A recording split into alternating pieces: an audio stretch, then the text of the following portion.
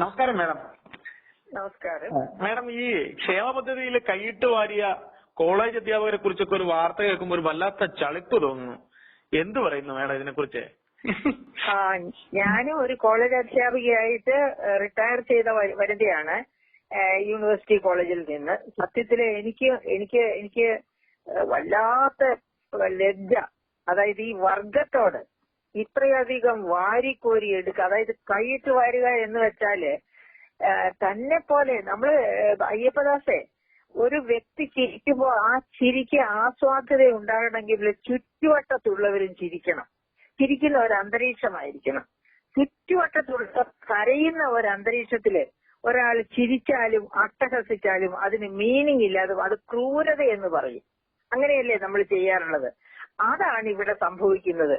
അതിന് ഒരു പ്രധാനപ്പെട്ട കാരണം, അതായത് ഇവരൊക്കെ ഇങ്ങനെ വാങ്ങുന്നവരൊക്കെ കൈയിട്ട് വാരാൻ ആഗ്രഹമുള്ളവരാണ്, അത്യാർത്ഥികളാണ്. ഇവരൊക്കെ തന്നെ ഈ സർക്കാരിന്റെ ആൾക്കാരായിരിക്കണം, അല്ലെങ്കിൽ അവർ ഈ ധൈര്യം കാണിക്കത്തില്ല. ഈ സർക്കാരിന്റെ ആൾക്കാരല്ലാത്തവർക്ക് ഈ മോഹങ്ങളുണ്ട്. പക്ഷേ പിന്നെ നമ്മളൊരു ചൊല്ലുണ്ടല്ലോ, കനകം മൂലം കാമിനി മൂലം ഉലകിൽ പലതരം ബഹളമെന്ന് എന്ന് പറയുന്ന ഈ കനകത്തോടുള്ള സ്നേഹം ഇത് വളരെ വലിയ ആർത്തിയാണ്. അതുകൊണ്ടാണ് ഇവരിത്തരം കർമ്മങ്ങൾക്ക് അവരുടെ പാർട്ടി ആയിരിക്കണം ഭരിക്കുന്നത്, അല്ലെങ്കിൽ അവർക്ക് ധൈര്യം കാണില്ല. പാർട്ടിയാണെങ്കിൽ പാർട്ടിക്ക് ഇപ്പോ വലിയ സന്നിഗ്ധാവസ്ഥയിൽ വലിയൊരു എന്താ പറയുക, ഒരു അൺസർട്ടൺ, അതായത് ഒരു എങ്ങനെയാ ഇനി അടുത്ത ഇലക്ഷൻ എന്ന ഭയത്തിലിരിക്കുകയാണ്. കാരണം ലോക്സഭാ ഇലക്ഷനിൽ അവർ വളരെ പൂവർ പെർഫോമൻസ് നടത്തി. ഇപ്പൊ വന്ന ബൈ ഇലക്ഷനിലും പൂവർ പെർഫോമൻസ് ആയിരുന്നു. അതൊക്കെ ജനങ്ങളുടെ വിധിയെഴുത്തിന്റെ ഒരു മാനദണ്ഡങ്ങളായി കാണുകയാണെങ്കിൽ ഗവൺമെന്റ് നല്ല ഭയത്തിലാണ്. അപ്പൊ ഇങ്ങനെ ഭയത്തിലിരിക്കുന്ന ഒരു ഗവൺമെന്റിന് ഇപ്പൊ ഒന്നും ചെയ്യാൻ പറ്റില്ല. അവര് വിചാരിക്കും ഞങ്ങളുടെ അണികളിൽ പെട്ടവരാണെങ്കിൽ പോട്ടെ, സാരമില്ല. കാരണം ഈ ഖജനാവിലേക്ക് വരുന്ന, അറിയപ്പെടുന്ന ഖജനാവിലേക്ക് വരുന്ന ഫണ്ട് തടയുന്നതും അത് സ്വന്തം പോക്കറ്റിലാക്കുന്നതും ഒക്കെ ഈ രാഷ്ട്രീയ നേതൃത്വം തന്നെയാണ്. അപ്പൊ പിന്നെ അങ്ങനെയുള്ളവരെ ഞങ്ങളൊക്കെ എടുക്കുന്ന വലിയ തുക അനുസരിച്ച് നോക്കുമ്പോ, ബഹുകോടികൾ അനുസരിച്ച് നോക്കുമ്പോ ഈ ചെറിയ തുക സാരമില്ല എന്ന് വിചാരിച്ച് അവര് തള്ളും.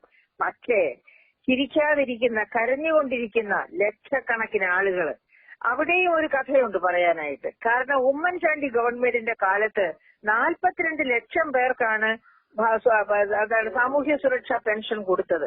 ആ സമയത്ത് ഈ കഴിഞ്ഞ ദിവസം നമ്മുടെ മന്ത്രി ബാലഗോപാൽ തന്നെ പത്രസമ്മേളനത്തിൽ പറയുകയുണ്ടായി 62 ലക്ഷം പേർക്ക് സാമൂഹ്യ സുരക്ഷാ പെൻഷൻ കൊടുത്തു എന്ന്. അപ്പൊ ഈ 62 ലക്ഷം പേര് എവിടുന്ന് വന്നു? രണ്ട് സാധ്യതകളുണ്ട്. ഒന്നുകിൽ ഈ ഗവൺമെന്റിന്റെ ഭരണം അത്ര മോശമായത് കാരണം ഈ ബാക്കി പറയപ്പെട്ട ഈ 42 ലക്ഷത്തിനും 62 ലക്ഷത്തിനും ഇടയ്ക്കുള്ള 20 ലക്ഷം പേര് ദാരിദ്ര്യത്തിലേക്ക് തള്ളിയിടപ്പെട്ടു. അതുകൊണ്ടാണ് ഇത് 62 ലക്ഷമായത്. കാരണം ഉമ്മൻചാണ്ടി മുഖം നോക്കാതെ സാധാരണക്കാരുടെ സങ്കടങ്ങൾ കണ്ടറിഞ്ഞ് ആ കണ്ണീര് ഒപ്പുന്ന മനുഷ്യനായിരുന്നു. അങ്ങനെയുള്ള ഒരു മനുഷ്യൻ 42 ലക്ഷം പേർക്ക് സാമൂഹ്യ സുരക്ഷാ പെൻഷൻ കൊടുത്തിട്ട് അത് ഓൾ ഓൺ എ സഡൻ 62 ലക്ഷമായി മാറണമെങ്കിൽ ഒന്നുകിൽ ഈ കഴിഞ്ഞ 10 വർഷത്തെ ഭരണം കൊണ്ട് ഇവര് ഈ 20 ലക്ഷം പേര് കൂടി ഇങ്ങനെ പോയി കാണും. അതല്ലെങ്കിൽ അണികളെ ചേർക്കാൻ വേണ്ടി വലിയ തോതില് അർഹതയില്ലാത്തവരെ ഈ ലിസ്റ്റിലേക്ക് കൊണ്ടുവന്നിട്ടുണ്ടാകും. അങ്ങനെ കൊണ്ടുവന്നിട്ടുണ്ട് എന്നുള്ളതിന് ഞാനൊരു തെളിവ് പറയാം. എന്നോട് ഒരു ഇൻകം ടാക്സ് എക്സ്പേർട്ട്, അദ്ദേഹം അറിയപ്പെടുന്ന ആളാണ്, അതുകൊണ്ട് ഞാൻ ആ പേര് പറയുന്നില്ല, അദ്ദേഹം പത്തനംതിട്ട ജില്ലയിൽ നിന്ന് എന്നെ വിളിച്ചു പറയാറുണ്ട്. അദ്ദേഹത്തിന്റെ ആ ജില്ലയിൽ അദ്ദേഹത്തിന് അടുത്ത് തന്നെ, അദ്ദേഹത്തിന്റെ ചുറ്റുവട്ടത്തിൽ തന്നെ വീട്ടില് BMW കാറ് അല്ലെങ്കിൽ മിത്സുബിഷി കാറ് ഒക്കെ ഉറങ്ങിക്കിടക്കുന്നു. വലിയ കൊട്ടാര സദൃശമായ വീട്, ഒരു വല്യമ്മച്ചി മാത്രം താമസിക്കുന്നു. ഭർത്താവ് മരിച്ചു പോയിട്ടുണ്ടാകാം. കാരണം അയ്യപ്പദാസിന് അറിയാമല്ലോ, കേരളത്തിലെ സ്ത്രീകൾക്കാണ് ലോഞ്ചിവിറ്റി, ആയുർദൈർഘ്യം കൂടുതൽ പുരുഷന്മാരെക്കാളും. അപ്പൊ ഭർത്താവ് മരിച്ചുപോയ ഭാര്യയായിരിക്കും അവിടെ താമസിക്കുന്നത്. അങ്ങനെ താമസിക്കുന്ന, ഏകയായി താമസിക്കുന്ന വ്യക്തിക്ക്, അതായത് മിത്സുബിഷി കാറ് അല്ലെങ്കിൽ BMW മുറ്റത്ത് കിടക്കുന്നു. മക്കളൊക്കെ അമേരിക്കയിലോ അല്ലെങ്കിൽ പിന്നെ യൂറോപ്യൻ കൺട്രീസിലോ ആണ്. അങ്ങനെ ഇഷ്ടം പോലെ വരുമാന സ്രോതസ് ഉണ്ടായിട്ട് പോലും 1600 രൂപ സാമൂഹ്യ സുരക്ഷാ പെൻഷൻ കൊടുക്കുന്നു. അദ്ദേഹം എന്നെ വിളിച്ചു പറയാനുള്ളത് ഇത് പുറത്തു കൊണ്ടുവരണം എന്ന് പറഞ്ഞാണ്. പക്ഷെ പുറത്ത് ഇങ്ങനെ പറഞ്ഞിട്ട് എന്ത് കാര്യമായപ്പോദാസേ, ഇതൊക്കെ ഉൾക്കൊള്ളാന് ഇത്തരം വനിതകൾ തയ്യാറാവണം. അതാ ഞാൻ പറഞ്ഞത്, ഞാൻ ചിരിച്ചാൽ പോരാ, ഞാൻ സന്തോഷിച്ചാൽ പോരാ, എന്റെ ചുറ്റുമുള്ള സമൂഹം കൂടി ചിരിക്കുകയും സന്തോഷിക്കുകയും ചെയ്യണമെന്ന ആ നന്മ നിറഞ്ഞ മനസ്സുള്ളവർക്ക് മാത്രം, അതുപോലെ ജനക്ഷേമം ലാക്കാക്കി ഭരിക്കുന്ന ഗവൺമെന്റുകൾക്ക് മാത്രമേ ഇത്തരം കാര്യങ്ങൾ കണ്ടെത്താനും, അതായത് കണ്ടെത്താനും പരിഹാരം കാണാനും കഴിയൂ. അങ്ങനെ വരുമ്പോഴത്തേനും ഈ 62 ലക്ഷം എന്നുള്ളത് തീർച്ചയായിട്ടും താഴേക്ക് വരും. അങ്ങനെ താഴേക്ക് വരുമ്പോഴത്തേക്കും പ്രതിമാസ ചെലവ് കുറയും എന്നുള്ളത് കൊണ്ട് അതിൽ അർഹതയുള്ളവർക്ക് എല്ലാ മാസവും ക്ഷേമ പെൻഷൻ കൊടുക്കാൻ കഴിയും. അപ്പൊ അങ്ങനെ അർഹത നോക്കിയല്ല ഇവര് കൊടുക്കുന്നത്, അണികളെ ചേർക്കുന്നതിന്റെ ഭാഗമായിട്ടാണ് ഇവര് കൊടുക്കുന്നത്. അപ്പൊ ഇവിടെ ഒരു സാമൂഹ്യ ക്ഷേമ സന്ദേശമല്ല, പാർട്ടി സ്നേഹമാണ് ഇവർ കണക്കിലെടുക്കുന്നത്.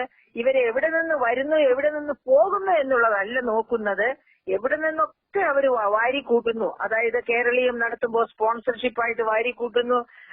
അതുപോലെ തന്നെ മറ്റ് പരിപാടികൾ നടത്തുമ്പോൾ തദ്ദേശ സ്വയംഭരണ സ്ഥാപനങ്ങളുടെ ഫണ്ടിൽ കൈയിട്ടുമായിരുന്നു. ഈ ഫണ്ട് ഇങ്ങനെ തൊരുക്കൂട്ടുന്ന ഫണ്ട് ഇവിടുത്തെ പദ്ധതി പ്രവർത്തനങ്ങൾക്ക് അത് 40% വെട്ടിക്കുറച്ചിരിക്കുക ഈ വർഷത്തെ പദ്ധതി ചെലവുകൾ ഇതിനോടകം തന്നെ. ഖജനാവില് ഒന്നുമില്ല. അത്തരം ഒരവസ്ഥ. അപ്പൊ ഈ വരുമാന സമാഹരണം അത് എവിടെ പോകുന്നു? ഇത്തരം പ്രശ്നങ്ങൾ ഇവിടെ വരുന്നുണ്ട്. ഇതൊന്നും ചോദിക്കാൻ ഇവിടെ ആളില്ല. അവസാനം കിറ്റും മറ്റെന്തെങ്കിലും ഒരു 1000 രൂപയും കൊണ്ടുവന്ന് വോട്ടേഴ്സിന്റെ കൈ കൊടുത്ത നമ്മുടെ കേരളത്തിലെ വോട്ടേഴ്സിനെ പറ്റി എനിക്ക് ലജ്ജ തോന്നുന്നു. കാരണം എന്താണെന്ന് വെച്ചാൽ എന്തെങ്കിലും നക്കാപ്പീച്ച കിട്ടിയാല് അവർ വോട്ട് കൊടുക്കും. എന്തിനാ അവർക്ക് ഈ നക്കാപ്പീച്ച കൊടുക്കുന്നത് എന്ന് അവർ ഓർക്കുന്നില്ല. എല്ലാ കാലത്തും അവരെ ഈ നക്കാപ്പീച്ച മാത്രം മേടിച്ചുകൊണ്ട് ജീവിക്കണം. അങ്ങനെ മേടിച്ചുകൊണ്ട് ജീവിച്ചാല് നക്കാപ്പീച്ച കൊടുത്ത് ഓരോ പ്രാവശ്യം ഇത്തരം ഭരണക്കാർക്ക് ഭരണത്തിലെത്താൻ ഒക്കും. അങ്ങനെ ഭരണത്തിലെത്തണമെങ്കിൽ എന്താ ചെയ്യേണ്ടത്? എല്ലാവരെയും പട്ടിണി പാവങ്ങളായിട്ട് തന്നെ സൂക്ഷിക്കണം. അതുകൊണ്ടാണ് ഇവിടെ വ്യവസായം വരുന്നില്ല, ഇവിടെ കാർഷിക മേഖല വളരുന്നില്ല, എല്ലാം ശുഷ്കിക്കുന്നു. മേഡം ഒരു ചെറിയ കാര്യം, 1458 സർക്കാർ ജീവനക്കാരാണ് മേഡം ഈ പെൻഷനിൽ നിന്ന് കൈയിട്ട് വാരിയിട്ടുള്ളത്. Gazetted ഉദ്യോഗസ്ഥരടക്കമുണ്ട് madam. അതായത് സർക്കാർ കോളേജിൽ പഠിപ്പിക്കുന്ന 2 അസിസ്റ്റന്റ് പ്രൊഫസർമാരുണ്ട്, 3 ഹയർ സെക്കൻഡറി അധ്യാപകരുണ്ട്. ഇവരൊക്കെ പെൻഷൻ വാങ്ങുന്നവരാണ്.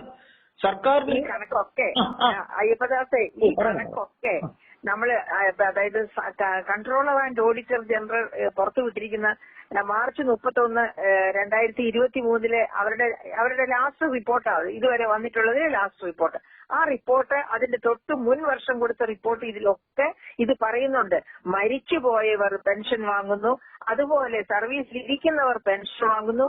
ഇത് പെൻഷൻ വാങ്ങുന്നവർ മറ്റ് പെൻഷൻ വാങ്ങിക്കൂടുന്നുണ്ട്. പക്ഷേ 3ഉം 4ഉം പെൻഷൻ ഒരേ സമയത്ത് വാങ്ങുന്നവർ, ഇതൊക്കെ ഇവർക്ക് ഇൻഫർമേഷൻ കേരള മിഷൻ എന്ന IKM എന്ന് പറയുന്ന ഒരു സോഫ്റ്റ്വെയർ ഇങ്ങനെയുള്ള പദ്ധതികൾക്ക് മാത്രമായിട്ട് കേരള ഗവൺമെന്റ് വികസിപ്പിച്ച് അതിന്റെ പേരിലാണ് ഈ പ്രവർത്തനം നടത്തുന്നത്. ഞാൻ ഒരു സംശയം ചോദിച്ചോട്ടെ. സാധാരണയായി ഉണ്ടാകുന്ന ഒരു ചോദ്യമാണ് മേഡം, ഇത്തരം പേപ്പർ വർക്കുകൾ പോകുമ്പോൾ ഏറ്റവും കുറഞ്ഞ ഒരു 5 സീറ്റെങ്കിലും ഈ ഫയൽ പോകും ഒരാളുടെ പെൻഷൻ അനുവദിച്ച് കിട്ടാൻ. ഇതിന്റെ ക്ലറിക്കൽ പോസ്റ്റ് മുതൽ ഇതിന്റെ ഉത്തരവിടുന്ന ഉദ്യോഗസ്ഥന് വരെ ഇത് അറിയാൻ പാടില്ല എന്ന് പറയുന്നത് നമുക്ക് വിശ്വസിക്കാനാകുമോ? തീർച്ചയായിട്ടും വിശ്വസിക്കാനാകില്ല. അതുകൊണ്ടാണ് ഞാൻ പറഞ്ഞ ഇത് പാർട്ടിയിൽ അണികളെ ചേർക്കുന്നതിന്റെ ഭാഗമായി എന്ത് തെറ്റ് ചെയ്താലും എന്ത് അഴിമതി കാണിച്ചാലും അത് ചോദ്യം ചെയ്യപ്പെടുകയില്ല. അതിൽ നിന്ന് ഊരിപ്പോരാൻ എളുപ്പമുള്ള വഴികളുണ്ട് എന്ന് പാർട്ടിയിലെ അംഗങ്ങൾക്കെല്ലാം അറിയാം. അതാണല്ലോ എവിടെ എന്തൊക്കെ സംഭവിച്ചു. ബലാത്സംഗ കേസുകൾ നടന്നാലും അതിൽ നിന്നും നേതാക്കന്മാർ ഊരിപ്പോരും. കൊലപാതകം നടന്നാലും അതിൽ നിന്ന് നേതാക്കന്മാർ ഊരിപ്പോരും. ഗുണ്ടാവിളയാട്ടം നടത്തുന്നവർ അതിൽ നിന്ന് ഊരിപ്പോവും. ഇതുപോലെ ഏത് തരത്തിലും രക്ഷപ്പെട്ടു പോരാൻ സാധ്യതയുള്ള ഒരു പാർട്ടിക്കകത്ത് ഇതിനേക്കാൾ കൂടുതൽ സംഭവിക്കാം. അയ്യപ്പദാസേ, ഞാൻ പറയുന്നത് ഈ സർവീസിലിരിക്കെ പെൻഷൻ മേടിക്കുന്ന ഈ 1458 പേരെയും അവരുടെ പേര് ഈ പെൻഷൻ ഇൻഫർമേഷൻ കേരള മിഷൻ ഈ കണ്ട സ്ഥിതിക്ക് അപ്പോൾ തന്നെ ഇമ്മീഡിയറ്റ് ഇഫക്റ്റിൽ വെട്ടിക്കളയണം. സർവീസിൽ നിന്ന് അവരെ പുറത്താക്കണം. കാരണം ഒരർഹതയും ഇല്ലാതെയാണ് അവരിങ്ങനെ പെൻഷൻ മേടിച്ചത്. തെറ്റാണെന്ന് അറിഞ്ഞുകൊണ്ടാണ് മേടിച്ചത്. ഗവൺമെന്റിനെ വഞ്ചിക്കുകയായിരുന്നു, കേരളത്തിലെ ജനങ്ങളെ വഞ്ചിക്കുകയായിരുന്നു. അവർ ചെയ്യുന്ന ജോലി, കോളേജ് അധ്യാപകരാണെങ്കിൽ അവരെ അങ്ങനെ പോരാ, അവരെ ക്രിമിനൽ കേസായിട്ട് എടുത്ത് അധ്യാപക വർഗത്തെ ജയിലിൽ അടയ്ക്കണമെന്നാണ് ഞാൻ പറയുന്നത്. കാരണം അവര് പഠിപ്പിക്കുന്ന കുട്ടികൾ എങ്ങനെ നന്നായി വരും അയ്യപ്പദാസേ? നല്ല മാതൃക കാണിച്ചു കൊടുക്കേണ്ടത് ആദ്യം വീട്ടിലെ അച്ഛനമ്മമാർ നല്ല മാതൃക കാണിച്ചു കൊടുത്ത് കുട്ടികളെ വളർത്തണം.